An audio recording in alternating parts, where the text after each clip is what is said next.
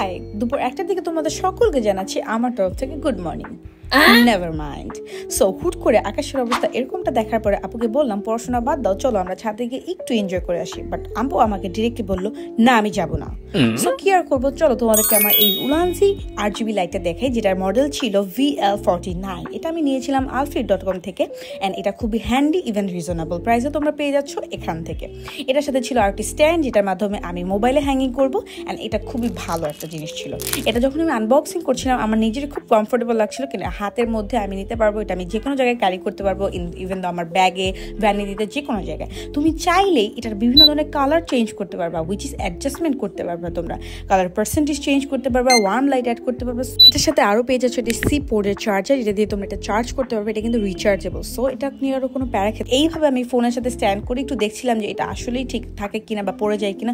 It's totally fine, so I am so happy.